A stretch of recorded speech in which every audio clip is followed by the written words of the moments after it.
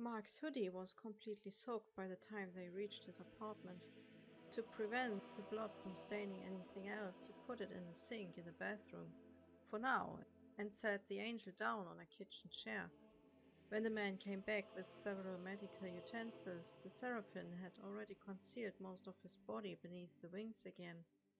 The bleeding had grown less, yet a small puddle still formed below the chair. "You'll need to reveal yourself if I'm to help you." Only reluctantly the seraphim moved his wings aside. He shivered slightly. Mark started to clean the wounds with warm water and bandaged them to his best ability after disinfecting. The young man himself felt exhaustion creep up at him as the clock struck 9 a.m. Usually he would sleep by now to be fresh for his shift the next night. "Do you have a name?" Mark asked, trying to keep his mind awake as he cleaned the feathers. "I am a seraphim." "Which means?" "Seraphim are the closest to God. We don't act like humans. We don't have names or emotions." Mark stopped to look at the angel, who clearly displayed some kind of emotion, even if it was faint. "What made you come down? Did you fall?" "I was looking for my father." "You mean God?" "Yeah. I longed for his presence, so I went to find him." "So you do display emotions," Mark concluded, still trying to make sense of things. "I shouldn't," the seraphim uttered in a deeply upset voice. "I shouldn't feel, but I do." "Why did you fall from the sky if you weren't cast down?" "I was attacked by another entity. Its beak and claws cut through me. It seems my emotions made my body weak. I fled, and then I fell." The seraphim looked at his feet as if his fate was something he should be ashamed of. Mark couldn't do much to help the angel's wings. He wasn't a doctor. He had to leave them alone for the time being. Intending to find some clothes for his new company, he got up. The angel took him by the sleeves. "Where are you going?" "Getting you some clothes." Mark removed the seraphim's hand in a gentle manner. The movement caused his upper arm beneath the fabric to be revealed. "You are hurt too," the seraphim said, slightly shocked when he saw the many scars caused by a blade. "It's fine, just leave it." Mark tried to avoid the topic, but the angel had seemingly seen inside his soul. "You are still hurting." This time compassion marked his tone. "I stopped. I did some stupid things in my past, but I managed to stop." He dragged the sleeve down again and turned back to his original task. The clothes weren't a perfect fit, but they worked for the time being, although the seraphim looked a bit out of place with his t-shirt and sweatpants.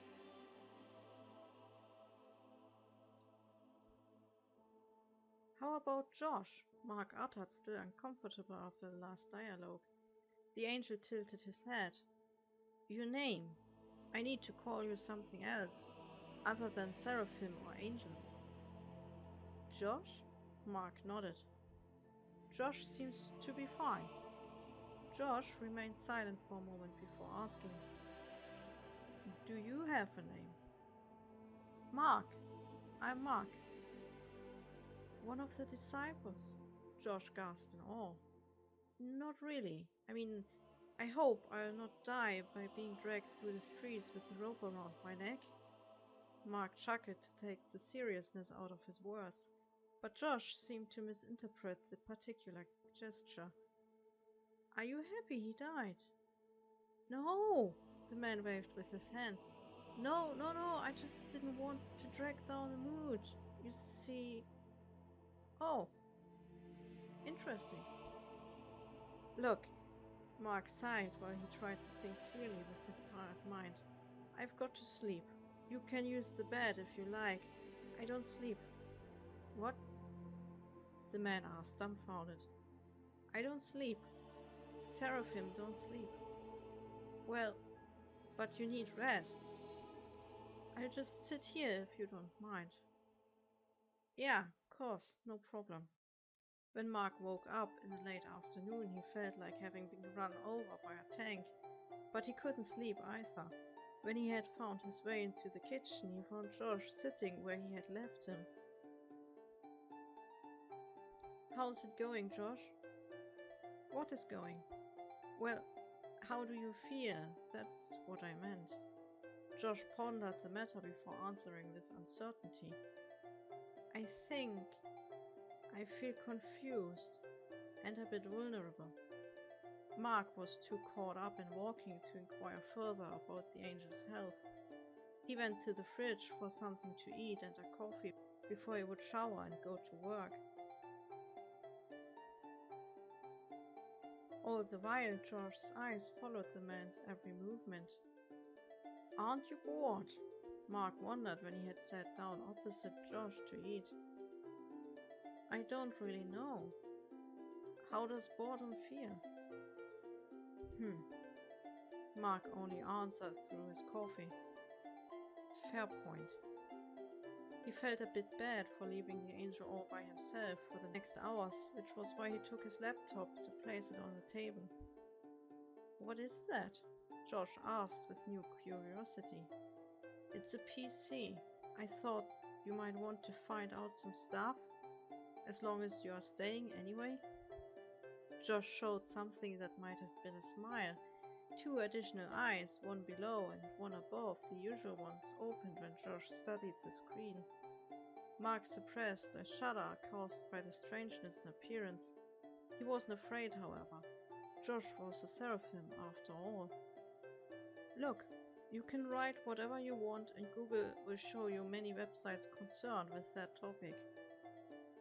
Have my thanks, Mark, Josh exclaimed with glowing eyes when he had clicked on a Wikipedia article. No problem. I've got to go soon, so just stay here for now.